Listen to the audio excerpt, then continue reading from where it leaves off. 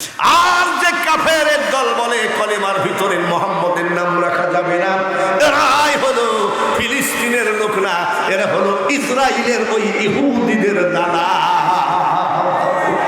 আরো জোরে বলেন ঠিক কিনা, আরো জোরে বলেন ঠিক কিনা। এসব পেয়েছ কোথায়?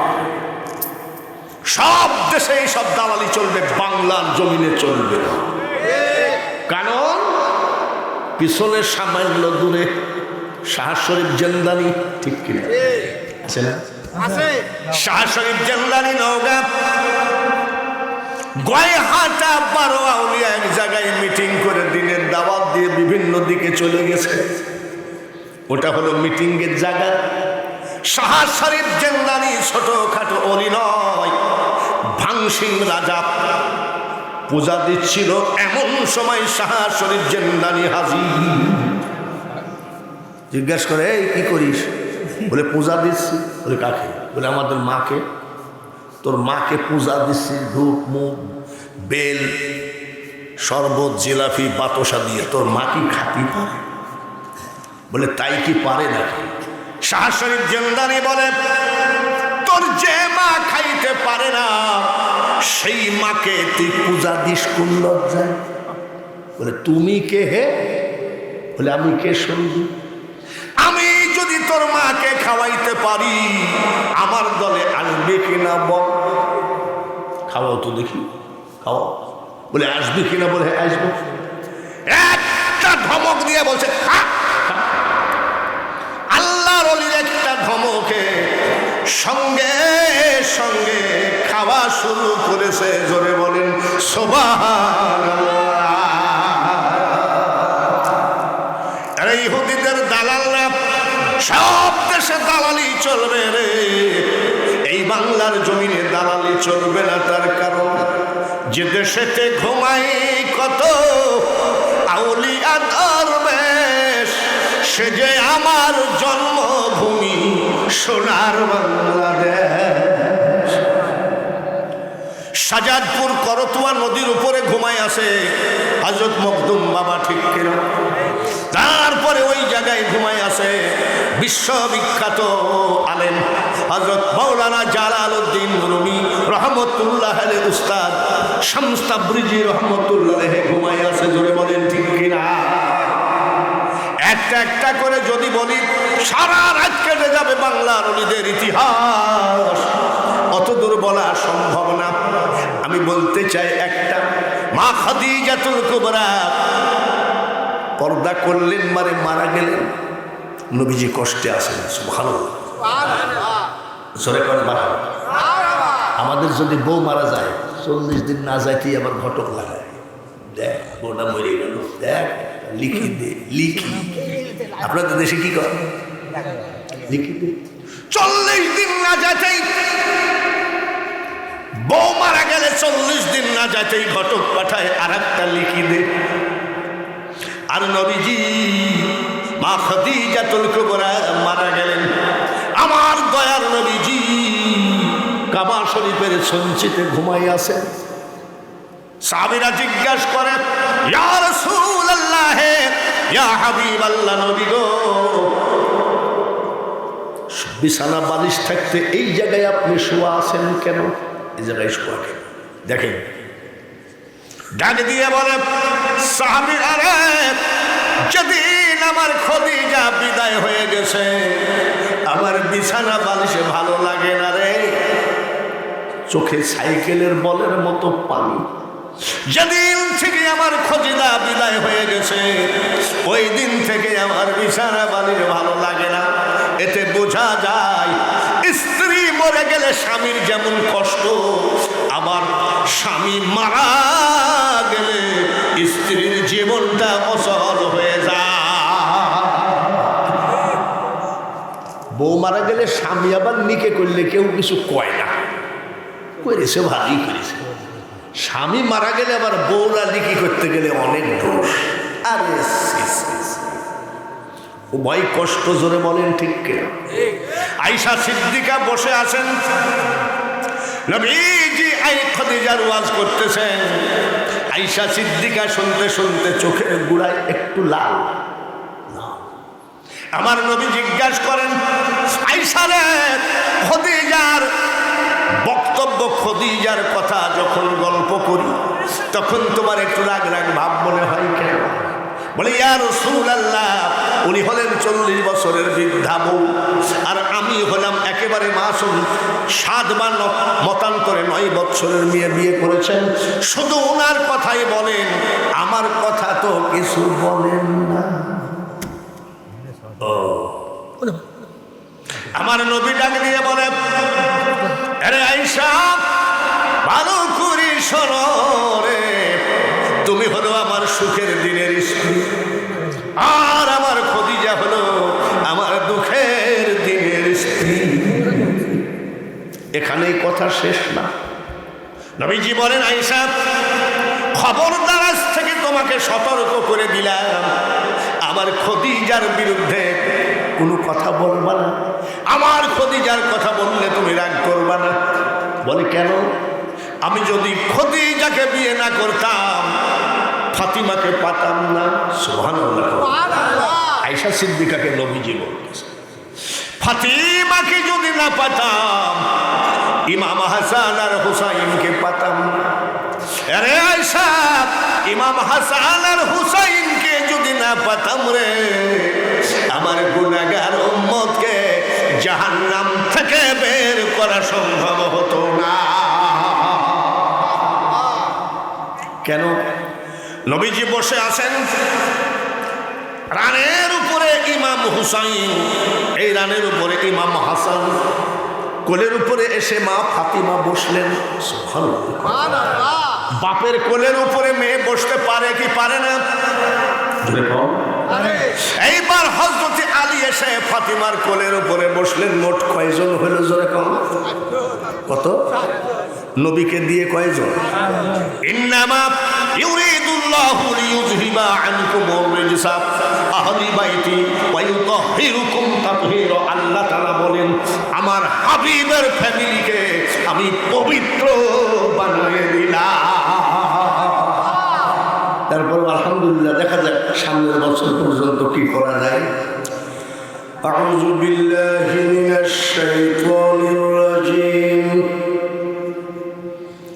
আউযু বিল্লাহি মিনাশ শাইতানির রাজীম।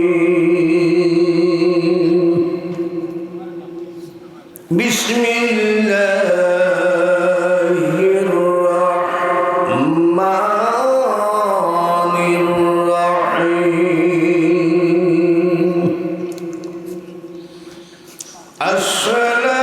আসসালাতু ওয়াসসালামু আলাইকা ইয়া রাসূলুল্লাহ।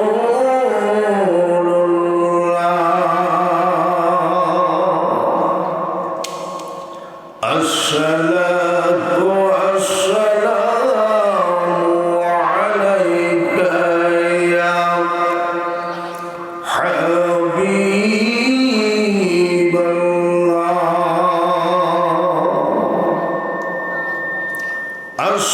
আসসালাতু ওয়াসসালামু আলাইকা ইয়া রাহমাতাল লিল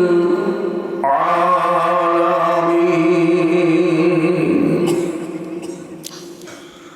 লাকাদ জাআকুম রাসূলুম মিন আনফুসিকুম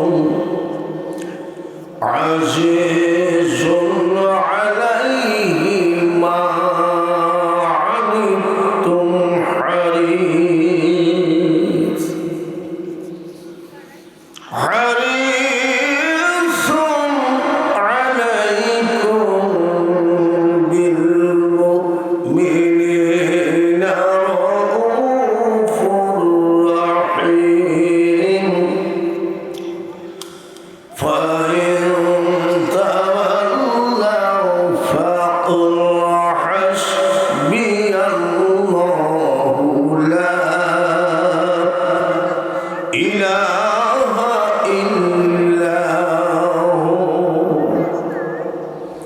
وعليه توكلت وهو رب العرش العظيم ما كان محمد أبا أحد من رجالكم ولكن رسول الله وخاتم النبيين وكان الله بكل شيء عليما إن الله وملائكته يصلون على النبي يا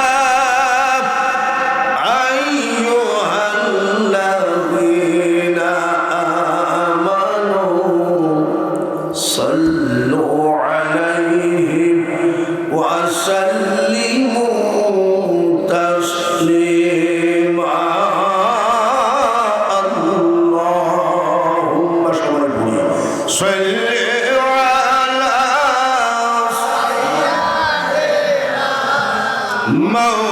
مولانا وعلى آل سيدنا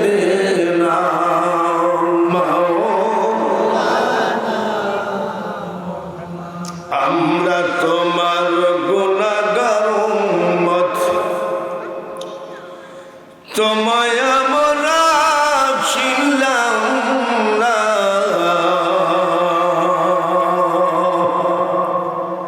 সেই কারণে রোজ হাসরে তুমি মোদের ভুইল না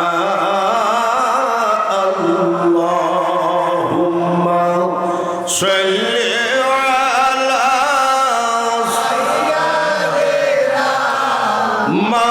মাওলানা ওয়ালা আলি সাইয়্যিদিনা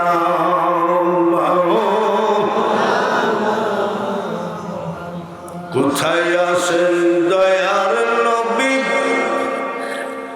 আমাদেরকে ছাড়িয়া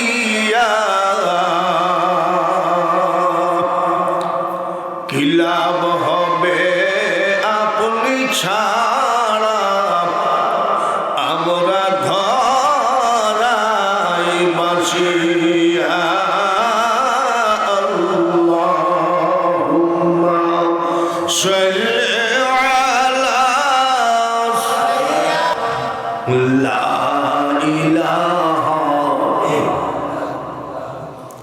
লা ইলাহা সবাই লা ইলাহা লা ইলাহা লা ইলাহা ইল্লাল্লাহ মুহাম্মাদুর রাসূলুল্লাহ সবাই বলি সাল্লাল্লাহু আলাইহি ওয়াসাল্লাম মহান আল্লাহ পাকের দরবারে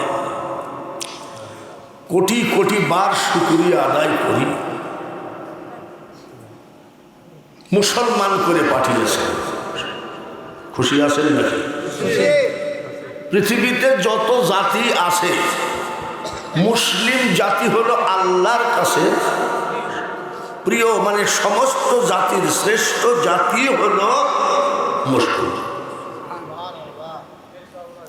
একটা আল্লাহওয়ালা মুসলমান পৃথিবীতে থাকা পর্যন্ত কিয়ামত হবে না জোরে কোন সুবহানাল্লাহ এই হলো মুসলমান এত সুন্দর একটা আনন্দের খবর, সুবহানাল্লাহ, আলহামদুলিল্লাহ। তাহলে একটা মুসলমান জীবিত থাকাকালীন কি হবে না? আমরা সেই মুসলমান, বলুন আলহামদুলিল্লাহ। আল্লাহ বলেন হাক্কা তুকাতিহি ওয়া লা তামুতুন্না ইল্লা ওয়া আনতুম মুসলিমুন। প্রকৃত মুসলমান না হলে তুমি কবরে এসো। তাহলে আমরা সেই মুসলমান। এবার আসুন, আমাদের ধর্মের নাম কি? এটা কি আল্লাহর জবানে কি কোরআন শরীফের ভিতরে বলেছেন ইন্নাদ-দীনা ইনদাল্লাহিল ইসলাম। তাহলে ইসলাম ধর্মের একেবারে, ইসলাম ধর্মটার জন্ম পৃথিবীতে একটা ধর্মই পাঠিয়েছেন আল্লাহ তাআলা, এটা আমার মনোনীত ধর্ম। ইয়া আইয়ুহাল্লাযীনা আমানু দুখুলু ফিস-সিলমি কাফা। পরিপূর্ণভাবে ইসলামের ভিতরে দাখিল হয়ে যাও। এটা কার কথা? আল্লাহর কথা। তাহলে আমরা সেই ধর্ম পেয়েছি, পৃথিবীতে সর্বশ্রেষ্ঠ ধর্ম, তার নাম হলো ইসলাম। জাতি আমরা সর্বশ্রেষ্ঠ জাতি, ধর্ম আমাদের সর্বশ্রেষ্ঠ ধর্ম। এবার আসুন, কুরআন শরীফ সব কিতাবের উপরে শ্রেষ্ঠ কিতাব, জোরে বলেন ঠিক কিনা? হিন্দু, বৌদ্ধ, খ্রিস্টান, যত ডিজাইনের জাতি আছে প্রত্যেকেরই একটা কিতাব আছে, কিন্তু সব কিতাবগুলো যদি গোরস্থানে খতম করা যায় নেকি হবে কয়টা? জোরে কর। হিন্দুদের মহাভারত, খ্রিস্টানদের বাইবেল, এ খতম করলে কাজ হবে না। জোরে কর। আমি কোন একটা ধর্মের কিতাব আমাকে ফ্রি দিয়েছিল, তো কিতাবটা বাড়িতে আছে এখনো, ফ্রি দিয়েছিল যে আপনি একটু পড়লেন। তো ওটা যেখানে সেখানে পড়ে থাকলে আমার ভিতরে কোনো কিছুই মনে হয় না। কিন্তু আমরা এত চকচকি আর কোরআন শরীফের পাতাটা দেখেছেন কি অবস্থা, এখনই মনে কষ্ট হয় যে আমরা, তারপরেও এটা দেখলে একটু ভয় ভীতি সৃষ্টি হয় কি হয় না। এটা হলো শ্রেষ্ঠ। বিসমিল্লাহির রহমানির রহিম। আলিফ লাম মিম। গোরস্থানে পড়লে নাকি হবে কয়টা? তিনটা। আলিফ লাম মিম কয়টা? তিনটা। নাকি হবে কয়টা? 30টা। যে পড়লো সে নাকি পাবে কয়টা? 30টা। যে শুনলো সে নাকি পাবে কয়টা? 90টা। সুবহানাল্লাহ। জোরে বলেন মারহাবা। একজন আল্লাহর ওলি বাসার হাফি গোরস্থানের ভিতর দিয়ে যাচ্ছেন। উনি বড় ধরনের একজন আল্লাহর ওলি ছিলেন, সুবহানাল্লাহ। কিন্তু ওনার জীবনে, প্রথম জীবনে মদ মানে কি, মদ আর নারী কোনোটা রাখে না। ওভারলোড মদ খাইছে, ওভারলোড মদ খাইয়ে রাস্তা দিয়ে যাচ্ছে। যেতে দেখে একটা কাগজে বিসমিল্লাহির রহমানির রহিম লেখা। তো ওভারলোড মদ খাইছে, তো চিন্তা করছে এটা কি বা কোরআনের আয়াত কি হবে। ওভারলোড মদ খেলে অনেক টের পাওয়া যায় নাকি? ওভারলোড যখন গাঁজা খায়, আপনাদের এলাকায় তো নয়, আমার এলাকায় আছে, ভরপুর গাঁজা খাইয়ে বাড়ি যেয়ে ওর বকে বলছে মা বকুল। বকে কি বলছে? মা বকুল। ওভারলোড মদ খেয়ে কোরআনের আয়াত মনে করে রাত্রে ওই ওভারলোড মদ খাওয়া অবস্থায় আবার গেছে দোকানে, আতরের দোকানে, কোন দোকান, দোকানদার দোকান খুলেছে। মদের ড্রামের ভিতরে কাগজটা চুবড়ায় চুবড়ায় বাড়ি গেছে। মা জননী তাহাজ্জুদের নামাজ কাজা নাই, কিন্তু ছেলে মদ খায়। তাহাজ্জুদের নামাজ আনতে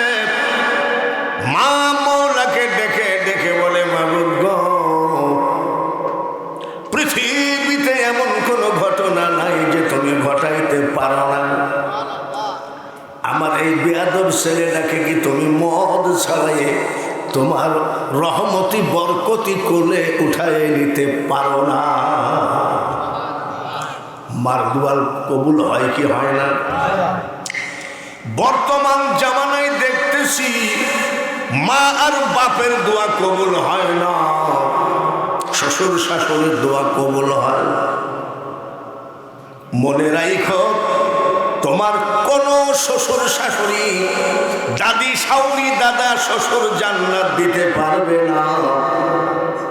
মা আর বাবা যদি খুশি হয়, জান্নাতের দরজা খুলে যায়। 12 বছরের বেশি হয়ে গেল, আপনারা কি আমার পুরো বেজার নাকি? সেরকম ভাব তো সেরকমই লাগে। ঘুমাইয়ে গেছেন না? আচ্ছা, খুশি আছেন? খুশি সত্যি তো? সত্যি ভাই, খুশি যদি হয়ে থাকেন সামনের দিকে এক হাত করে আগে আসতে হবে। বিশাল খুশি, এখন লড়বে না। সবাই একটুখানি আগে আসেন।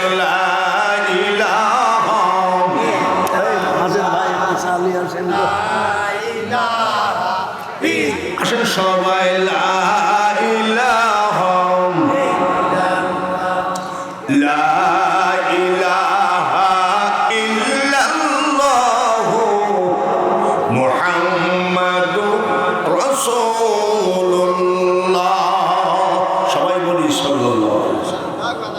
নবীজির বড় স্ত্রী। আচ্ছা বলেন তো দেখি, জীবন ভর তো খালি ওয়াজ শুনলেন, আর এখন তো পকেটের ভিতরে ওয়াজ, বক্তার গাতি। নবীজির বড় স্ত্রীর নাম কি? যাক, একেবারে গোল্ডেন নিয়ে পাশ করেছেন। বড় স্ত্রীর নাম নাকি? মা খাদিজাতুল কুবরা। জোরে বলেন ঠিক কিনা? সব ছোট স্ত্রীর নাম কি? 7 বা মতান্তরে 9 বছরে আমার নবীজি আয়েশা সিদ্দিকাকে বিয়ে করেছে।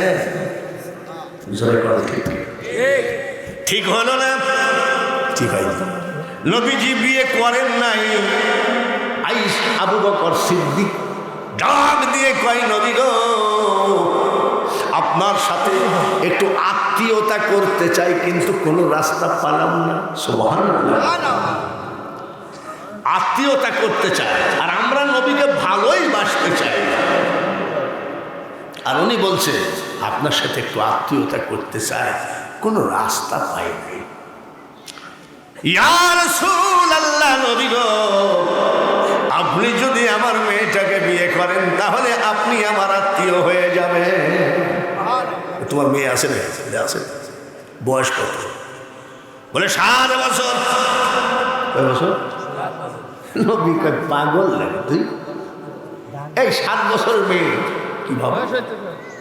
বলে ইয়া রাসূলুল্লাহ, নবী গো, আপনার হাদিয়া স্বরূপ আমি আমার মেয়ে আয়েশা সিদ্দিকাকে আপনার পাক কদমে দান করে দিলাম।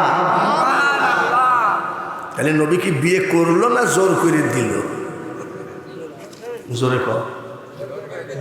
এখন আমি যদি কোনো দেশ থেকে 7 বছরের একটা মেয়ে বিয়ে করে বাড়ি যায়, আমার এলাকার লোক বলবে কি যায়, ও চাচা তোমার নাতির বয়স কত?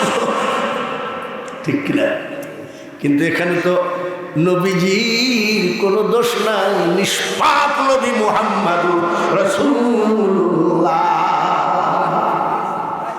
এই কথাটা নিয়ে বহু বেঈমান কাফেরের বাচ্চারা ফেসবুক তোলপাড় করে। তোমাদের নবী নিজেই ঠিক নাই, বাচ্চা মেয়েকে বিয়ে করেছে। ওরে পাগলের বেটা, পাগল রে, বাচ্চা মেয়েকে বিয়ে করে নাই। হযরত আবু বকর কাল কিয়ামতের মাঠে একটু নাজাত পাওয়ার জন্যে নবীজির সাথে আত্মীয়তার বন্ধনে জড়িত হয়ে গেলেন আয়েশা সিদ্দিকাকে বিয়ে দিয়ে। আর মা খাদিজাতুল কুবরা 40 বছরের বৃদ্ধা মা। এটা নিয়ে অনেক বেঈমান কাফের, যাদের ইমানের গন্ধ বলতে নাই, তারাও বলে তোমাদের নবীজি ঠিক না, 40 বছরের বুড়া বিয়ে করলো কেন? বর্তমানে যে কত কাপের কত ডিজাইন শুরু করে, এক কাপের কয় কলেমার ভিতরে মোহাম্মদের নাম রাখা যাবে না। আর আমরা কি বলি, আজানে শুনি আপনার নাম, আছে নাকি? জোরে কর। কলেমাই পড়ি আপনার নাম, নামাজে আপনাকে সালাম, আছে নাকি? আত্তাহিয়াতু লিল্লাহি ওয়াস সালাওয়াতু ওয়াত তাইয়্যিবাত, তারপরে কি? তাহলে আমরা নবীর পক্ষে আসি কি নাই? এই পাঁচজনকে বলা হয় পাক পাঞ্জাতন। জোরে বল, পাক পাঞ্জাতন। আর আমি সেদিন চুয়াডাঙ্গায় ওয়াজ করতে গেছি, এই সাইনবোর্ড লেখা পাক পাঞ্জাতনের আস্তানা। আমি জিজ্ঞাসা করি পাক পাঞ্জাতন কেমনে হলো? বলে ওই পীর সাহেব যখন জীবিত ছিল, পীর সাহেবের সাথে দেখা করতে গেলে 5টা জিনিস নিয়ে যাওয়া লাগতো। কি কি? এক প্যাকেট স্টার সিগারেট, এক প্যাকেট স্টার সিগারেট, একটা ম্যাচ, সিনিয়র টোস্ট বিস্কুট, 5টা নিয়ে যাওয়া লাগতো। যার জন্য পীর সাহেবের নাম দিয়েছে কি? ওরে মূর্খের বাচ্চারা, সতর্ক হয়ে যা। বাংলার জমিন ভণ্ডামি করার জমিন নয়। এই জমিনে সব থেকে পৃথিবীতে মসজিদ বেশি আছে, এই জমিনে মাদ্রাসা বেশি আছে। তাম পৃথিবী একটু হিসাব করে দেখো, বাংলার জমিনে যে মাদ্রাসা আছে, প্রতি বছর যা আলেম পয়দা হয়, এই জমিনে বেশি দিন ভণ্ডামি করে থাকতে পারবা না। পাক পাঞ্জাতন পিসে, অথচ পাক পাঞ্জাতন নবীজি, আলী, ফাতেমা, ইমাম হাসান আর এই পাক পাঞ্জাতনের সদস্যের ভিতরে হযরত আলীর জন্ম কোন জায়গায় বলেন? কাবার ভিতরে। সুবহানাল্লাহ। আচ্ছা, আপনাদের দেশে যে ঘরে সন্তান হয় সেই ঘরটাকে কি বলে? আসি ঘর। কি বলে? আসি ঘর, আতুর ঘর, আতুর ঘর। হযরত আলী রাদিয়াল্লাহু তাআলা আনহু মা যখন পেটে করে কাবা জিয়ারত করতেছিলেন, এমন সময় সন্তান ডেলিভারির ব্যথা উঠে সঙ্গে সঙ্গে কাবা ঘরের দরজা খুলে দেওয়া হলো। হযরত আলীর জন্ম হলো কাবা ঘরের ভিতরে। জোরে বলো মারহাবা। কোন ঘরে জন্ম? আচ্ছা, মেয়েরা ডেলিভারি হলে কিছু নাপাক টাপাক কি পড়ে না নাকি? পড়েনি? পড়ে। তাহলে এবার মনে মনে চিন্তা করেন, হযরত আলীর জন্ম যদি কাবা ঘরে হয়, তাহলে হযরত আলীর মা এবং হযরত আলী পাক না নাপাক? ঠিক না? মাঝে মধ্যে দেখি কিছু কিছু লোক হযরত আলীর বিরুদ্ধে বলে, হিন্দু বলে না, খ্রিস্টান বলে না, এই মুসলমানই বলে হযরত আলী মদ খেয়ে মাগরিবের নামাজে ভুল করেছে। হযরত আলী সম্পর্কে নবীজি বলেন, আনা মাদিনাতুল ইলমি ওয়া আলিমুল বাবুহা, আমি তামাম পৃথিবীর জ্ঞানের শহর, আর এই শহরে ঢুকতে গেলে একটা দরজা, সেটা হলো আমার আলী। পাক পাঞ্জাতনের একজনের পরিচয় দিলাম। যখন মা ফাতিমা চারিদিক থেকে বিয়ের প্রস্তাব আসতে লাগলো, নবীজি একটাও গ্রহণ করেন। হযরত আবু বকর ওমর এসে বলছে, হুজুর আপনার ফাতিমাকে বিয়ে দিবেন কিনা? বলে হ্যাঁ দেব, কিন্তু প্রস্তাব তো সব ব্যাক করে দেন। ব্যাপারটা কি? আমার নবী বলেছিলেন, আবু বকর ওমর মনে রাখো, আমার ফাতিমাকে পুষে রাখতে পারবে এমন ছেলে আনো। আমার ফাতিমাকে পুষে রাখতে পারবে এমন ছেলে আনো। বলে কেমন ছেলে? বলে চার জীবনে এক ওয়াক্ত নামাজ কাজা নাই। জোরে বলেন মারহাবা। হযরত আলী শুধু কাজা নয়, ওনার মতো নামাজ বাবাজি কিয়ামতের মাঠে যদি চেক করা হয়, আমি বাঙালি হুজুর 43 বছর ওয়াজ করে জাহান্নামে যাওয়া ছাড়া জান্নাত পাবো না। তার কারণ হযরত আলীর নামাজ আর আমাদের নামাজ একরকম নয়। হযরত আলী আর নবীজি রওনা দিলেন একেবারে ভর দুপুর সময়। সাহাবী একজন সামনে দাঁড়িয়ে কয়, ইয়া রাসূলুল্লাহ কই যান? বলে কলেমার দাওয়াত দিতে যান। ইয়া রাসূলুল্লাহ, শ্বশুর জামাই কলেমার জন্য দাওয়াত দিতে যাচ্ছে। নবী গো, আমার বাড়িতে একটু দুপুর বেলায় দাওয়াত দেন। দাওয়াত দিলে দাওয়াত গ্রহণ করা সুন্নাত। ভালো করে মনে রাখেন, দাওয়াত দিলে দাওয়াত গ্রহণ করা কি সুন্নাত। আর জোরে কও সুন্নাত। দাওয়াত দিলে যদি দাওয়াত গ্রহণ করা সুন্নাত হয়, তাহলে বিনা দাওয়াতে যাওয়া কি হয়? জোরে কও বেদাত। দাওয়াত দিলে দাওয়াত গ্রহণ করা কি সুন্নাত। তাহলে আমরা যে 300 লোককে দাওয়াত দিয়েছি আর 700 খাইয়ে গেল, এই 400 লোক কি সুন্নাত হলো না বেদাত? জোরে কও। সঙ্গে সঙ্গে নবীজি বললেন আলহামদুলিল্লাহ। সাহাবী ঘরে জায়গা দিলেন, রুটি মাংস এনে দিলেন। শ্বশুর জামাই পেট ভরে খেয়ে বলছে আলহামদুলিল্লাহ।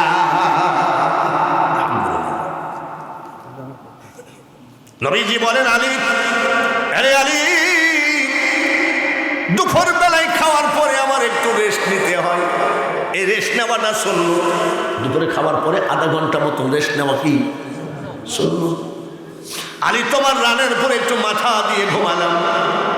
বলি ইয়া রাসূলুল্লাহ, এটা আবার বলতে হবে নাকি? হযরত আলী রানের পরে মাথা দিয়ে সাহাবীর ঘরে শুয়ে আছেন, জোহরের নামাজ আদায় করেছেন। নবীজি ঘুমে আসেন, আসরের আজান হয়ে গেল। হযরত আলী ভয়তে ডাকে না, বেয়াদবি হবে। আখিরি পয়গম্বর, মা আরসালনাকা ইল্লা রাহমাতাল লিল আলামিন, ডাকে না। আসর কাজা হয়ে যায়। দেখেন হযরত আলীর নামাজ, আসর কাজা হয়ে যায়। মাগরিবের আজান দেওয়ার সময় হয়ে গেছে, দিবে দিবে ভাব। এমন সময় হযরত আলী কান্দে, চোখের পানি নবীজির গার পড়ে পড়ে। নবীজি লাফ দিয়ে উঠে বলছে, আলী কান্দো কেন? বলে ইয়া রাসূলুল্লাহ, জোহর পরে ঘুমিয়ে গেছেন, আসর হয়ে গেল, আসর কাজা হয়ে এখন মাগরিবের নামাজের আজান দেবে। বলে আলী, তাহলে তুমি কান্দো কেন? বলে ওই কথাটা আমার মনে পড়েছে। বলে কোন কথাটা? আপনার জবানে বলেছেন এক ওয়াক্ত নামাজ কাজা করলে 80 হোক বা দুজকে টাকা লাগবে। কত হোক বা জোরে কও। ওই কথাটা মনে পড়ে আমি কাঁদছি। সুবহানাল্লাহ। অজুর পানি দাও। নবীজি অজু বানালেন, হযরত আলী অজু বানালেন। হযরত আলী ডাক দিয়ে কয়, ইয়া রাসূলুল্লাহ, নবী গো, অজু বানালে কি হবে? মাগরিব তো পাওয়া যাবে না, এখন তো মাগরিবের নামাজের আজান হবে। বলে দেখা যায়। আমার আপনার নবী সূর্যকে ডাক দিয়ে বলে, সূর্য রে, যেই জায়গায় গেলে আসর হয় ওই জায়গায় গিয়ে দাঁড়া।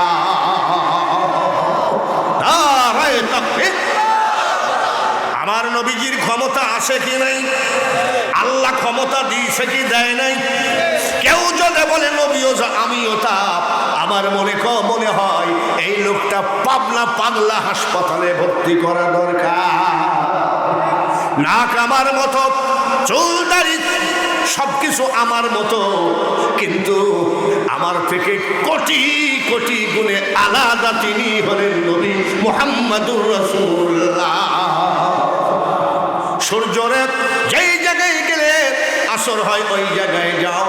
কিয়ামতের মাঠে যেন আমাদের কাজা নামাজে দায় যেন না করে, এর নাম হলো আলী। আবু বকর ওমর বলে, ইয়া রাসূলুল্লাহ, নবী গো, তাই যদি হয় আমাদের ভিতরে একটু আল্লাহওয়ালা হলো আলী। সুবহানাল্লাহ। আলীর সঙ্গে দিয়ে দিলে কেমন হয়?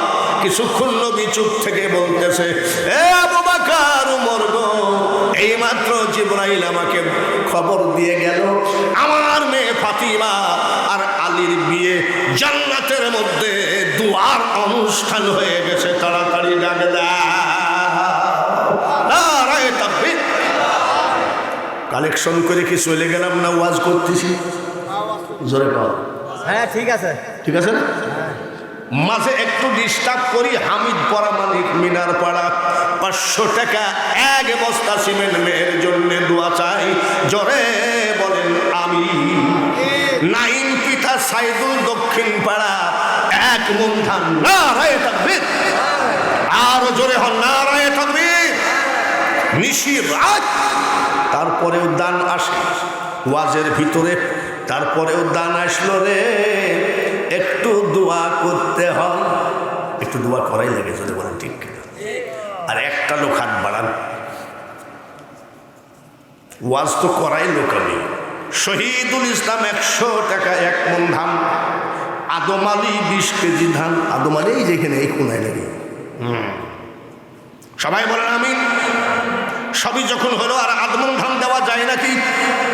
মুনাজাত করে চলছেন কেন? বসে না রে আদমন ধান। আচ্ছা 1 মণ ধান 500 টাকা আর 1 বস্তা সিমেন্ট। মাহমুদ কি নাম? কেশিয়ারের ছোট ভাই মাহমুদ। ক্যাশিয়ারের ছোট ভাই মাহমুদুল। ধরে বলেন 500 টাকা 1 মণ ধান। আবার সঙ্গে কি দিল? 1 বস্তা সিমেন্ট।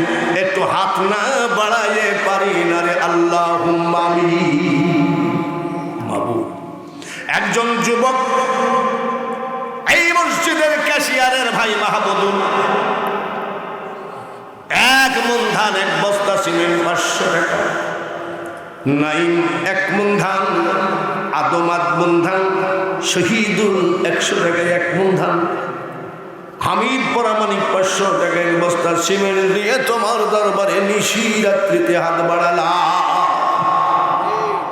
মা বাপ, দাদা দাদি, নানা নানি, শ্বশুর শাশুড়ি, আত্মীয় স্বজন যারা খবরে গেছে, জানি না কেমন আছে। মা বাপ যদি আফ্রিকার জঙ্গলে বাস করত, মোবাইলের নেটওয়ার্ক থাকলে ছেলেরা মিনিটে মিনিটে মা বাপের খবর নিতে পারত। মাবুদ গো, যে মা বাবা কবরবাসী হয়ে গেছে, এই খবর তো তুমি ছাড়া কেউ জানে না।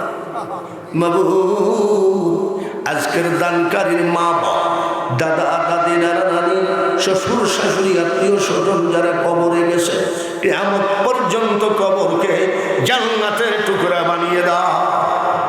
বৃদ্ধকালে হজ করতে গেলে মানুষের ভিড়ে ঠিক মতো হজ করা যায় না।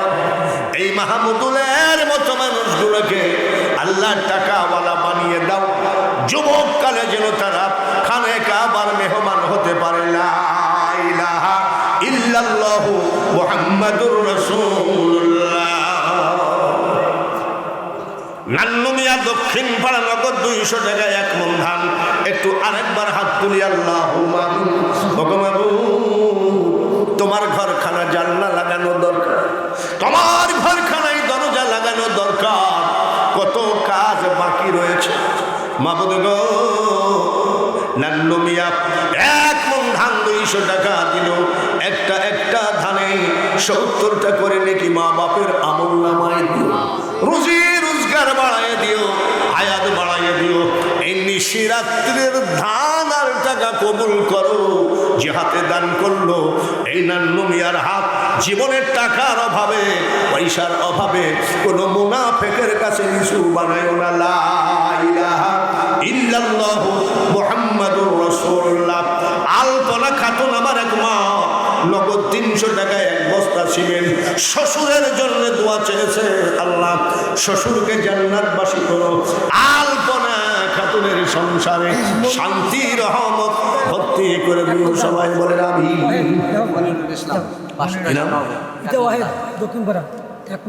মনিরুল ইসলাম।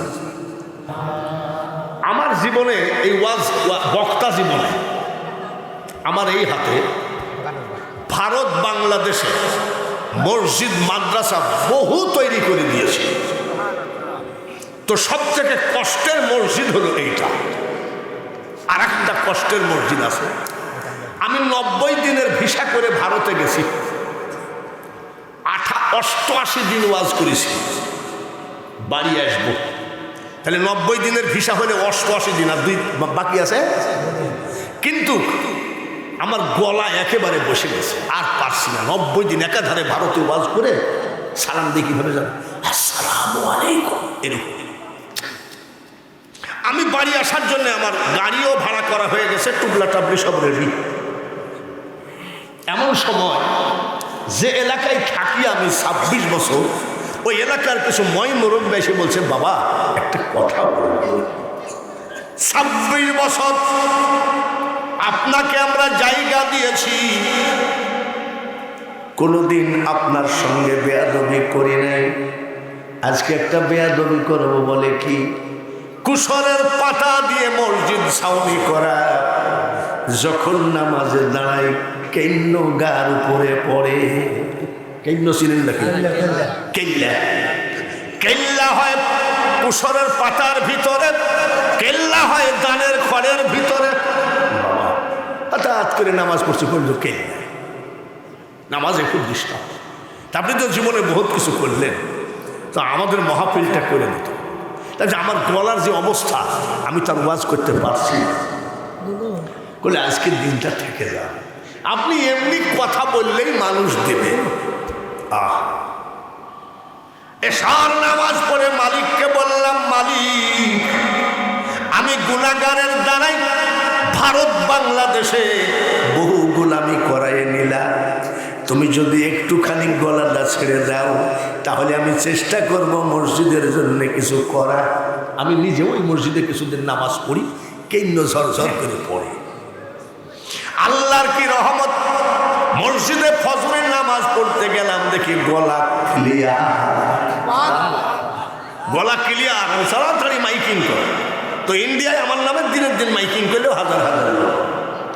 গল্পের কথা নয়, মিডিয়াতে মিথ্যা কথা বলে ভাইরাল হওয়া বাঙালি হুজুরের দরকার নাই। যাহা ছিল যুবককালে তাহা আছে বৃদ্ধকালে। আমার কোনো রং তামাশা নাই, মানুষকে দেখানোর জন্য নয়, ফুটানি করার জন্য নয়। বক্তা মনে রাখো, যদি যত বড়ই বক্তা হও না কেন, ভিতরে যেন অহংকার না আসে, নেতার অহংকার যেন না আসে। খুলে গেল, ওরা মাইকিং করলো, ওয়াজ করলাম, খুলে গেল তো গেল, ট্যাবলেট খেলাম না, ওষুধ খেলাম। ভাইরা আমার, শ্যামপুরের ভাইরা, আমার জীবনের একটা কঠিন দিনের কথা এইটা। একদিনের কালেকশনে মসজিদ বিল্ডিং, গ্লাস, থাই গ্লাস, দরজা, জানলা, একদিনের কালেকশনে সব হয়ে গেছে। এইবার আপনাদের সামনের থেকে 12 বছর একটু তো বন্ধুত্ব হয়েছে নাকি? কি গো, আপনাদের এখানে ডাকলি আসি, বন্ধুত্ব হয়নি?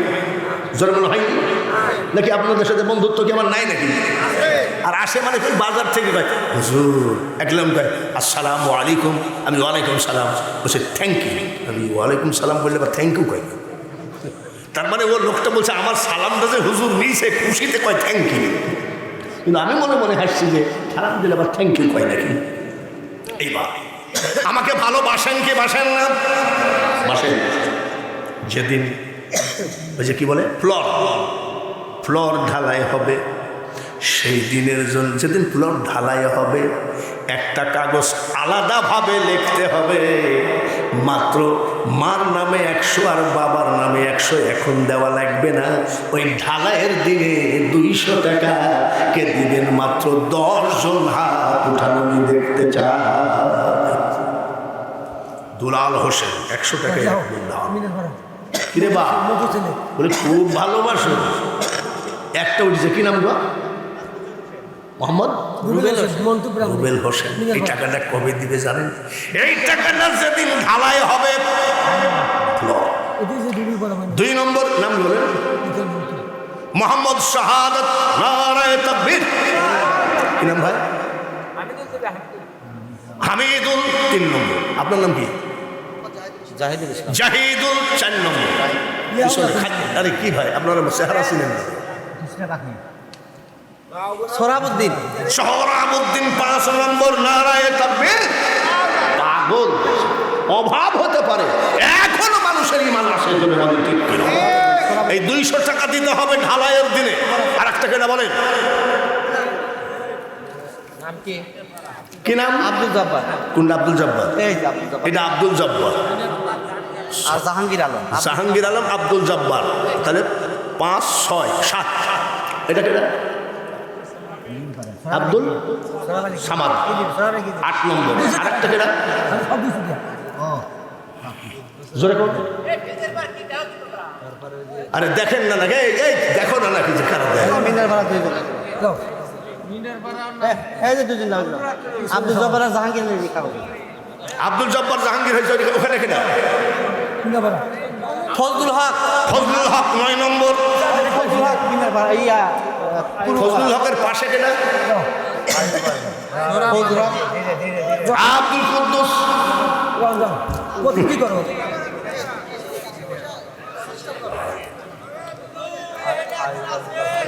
আরে আপনারও এত চিল্লা পাল্লা না করে যে দিবে তার নামটা জোরে বলবি তো। আইয়ুব আলী, নারায়ে তাকবীর। মাত্র 200 টাকা। গোলদার হোসেন। গুলজার হোসেন মাত্র 200 টাকা ওই দিন দিবেন যেদিন ঢালাই শুরু হবে। 100 টাকা মাকে আর 100 টাকা বাবাকে।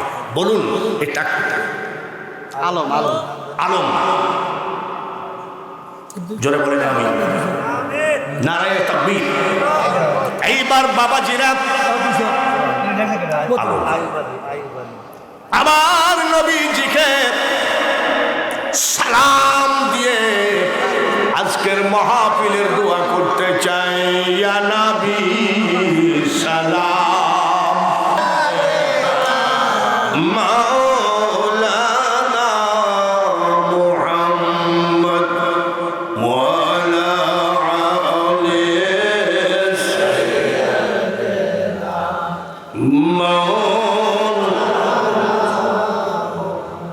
যেথায় থাকো, যে অবস্থায় থাকো, নবীজিকে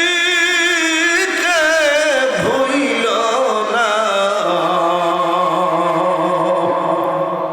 নবীজিকে না ভুলিলে নবী তোমায় ভুলবেন না।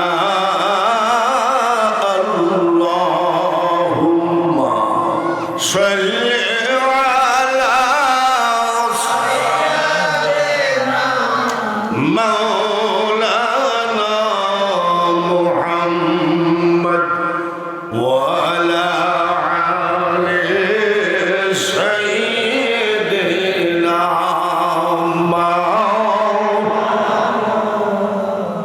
মুনাজাত করি। আল্লাহুম্মা আমিন। আল্লাহুম্মা আনতাস সালাম ওয়া মিনকাস ওয়া ইলাইকা ইয়ারজুস সালাম। আইনা রাব্বানা বিস ওয়াদখিলনা দারাকা দারাস। তাবারাকতা রাব্বানা ওয়া তাআলাইতা ইয়া জাল জালালি ওয়াল ইকরাম। বড় আশা করে তুলেছি হাত, মাওলা তোমার দরবারে। মাফ করো, মাফ করো গো মাওলা, দয়ার নবীর খাতিরে।